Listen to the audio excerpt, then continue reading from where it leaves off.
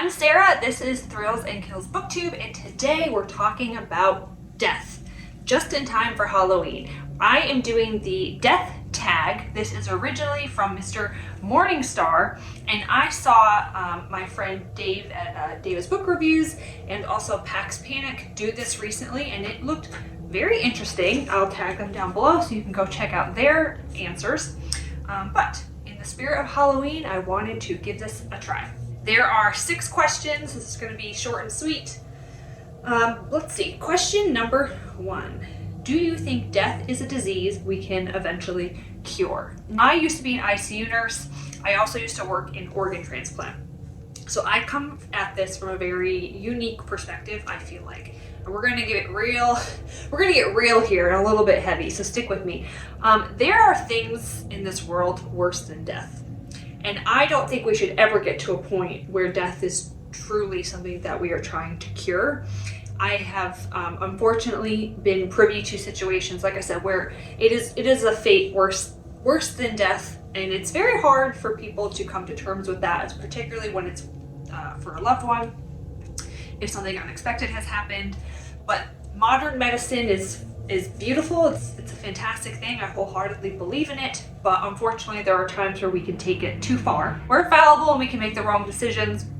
There can come a point where the essence of what makes someone a person is gone, and that's no longer there, and we are simply keeping organs going. Sometimes unsuccessfully, if you catch what I mean. So to say, do I think it's something we can eventually cure? I don't know, but my hope is that we wouldn't try. Because I think we already pushed the envelope a little bit too far, or we have the capability to do that already. And I think, birth is one end of our natural process and death is the other end. And it's something that is coming for us all one day. Some sooner rather than later for others, unfortunately, but the best we can do is try and hope for a good death and greet it head on when it comes. So I'm not trying to be morbid. It seemed like a good time of year to talk about this stuff, but that's my honest opinion on that. Okay, number 2, have you ever summoned the dead? No, not intentionally, but I do have.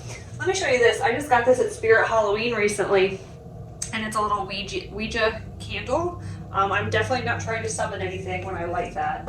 It smells really good though. And I do like the Ouija, the movie, and I really enjoy reading possession novels and watching possession movies. Like The Conjuring is one of my favorite movie Halloween franchises. But no, I've never tried on purpose, and if I've done it unintentionally, that's news to me. Have you ever had a near-death experience? So if we're saying near death as in me, like have I ever been in a situation where I almost died, my life flashed before my eyes? No. However, I will say I'm a bit of a daredevil. My husband and I rock climb a lot, and so every time that you put that harness on and you climb up the side of a rock wall, I suppose you could say it's a near death. It's certainly something that you have to be super careful and to be knowledgeable about what you're doing and trust in your climbing partner, but there is always a risk, right? So it is something that we definitely try to make as safe as possible. We plan for every possible scenario, try and mitigate the risks, but it's always a risk. Summer of 2021, we went to Montana, had a big trip, and we did some really big rock climbing. It's called multi-pitch, and we were literally climbing up the side of a canyon wall. And you climb, you get to a point, you have to kind of anchor into the wall, unclip yourself from your harness, and you can look down and see the river at the bottom of the canyon, and then you clip yourself back in, bring the rope up, and then climb up to the next point and keep doing that. So that's probably the closest I've ever come, because that's probably been the most dangerous activity I've ever done. Although, hold on.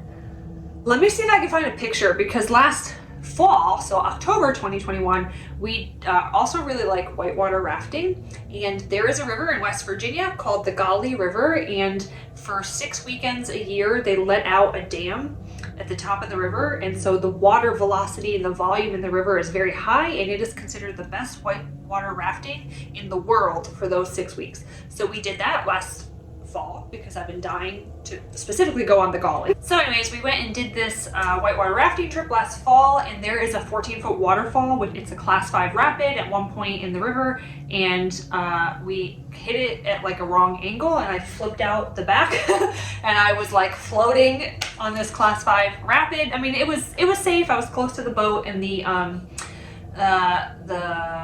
boat guide was able to help me back in pretty quickly, but that's probably the closest I've come as far as a near-death experience. I have a video of it somewhere of me falling out and I'm just giggling. It was fun.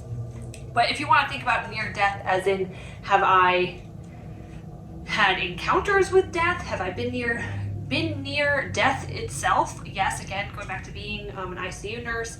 I've also worked in hospice when I was in college, so I have had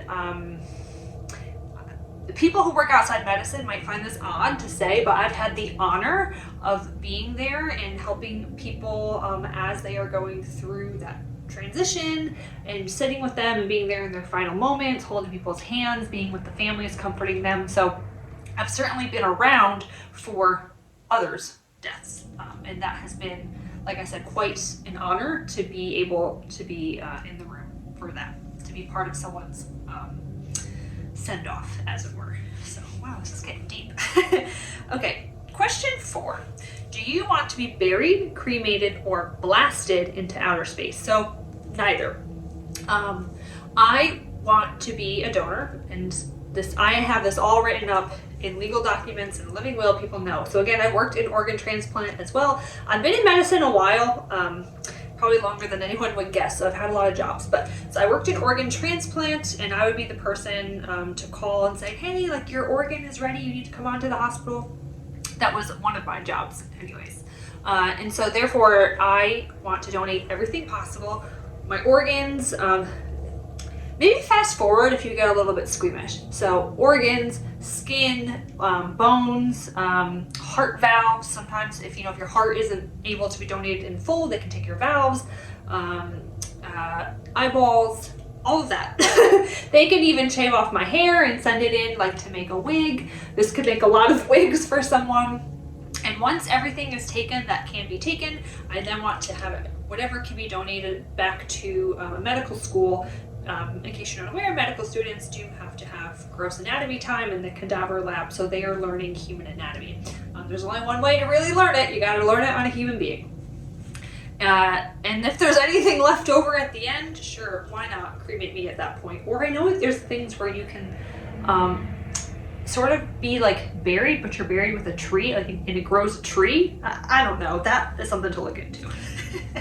What a weird video, but okay. All right, 5. If you could die painlessly but come back to life after, how would you want to die? Just in my sleep. Just let me go in my sleep. That's the easiest way. That's probably the most painless way to go. So just in my sleep. Maybe just have like a massive stroke so I don't even feel it. And 6, this is the last question. Do you believe in demons? So although I'm wearing my little devil horns today, and although I love watching possession movies and reading possession books, I do not personally believe in anything. If you watch my video about The Exorcist, I was pretty forthright about this, that I'm a non-believer. So happy to support what everyone else does, but I'm a non-believer, and so I don't believe in one way or the other, so therefore no, I don't believe in demons.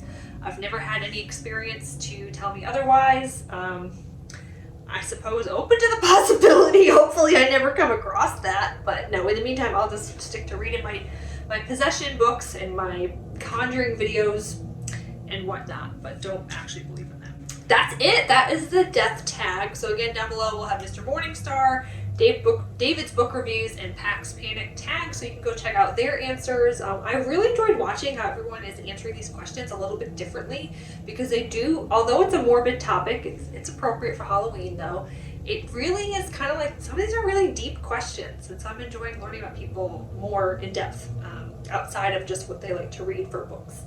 But yeah, if you would like to do it, I'm not going to tag anyone specifically, so if you want to do it, go ahead and do it, even if we're after Halloween by the time you do it. No worries.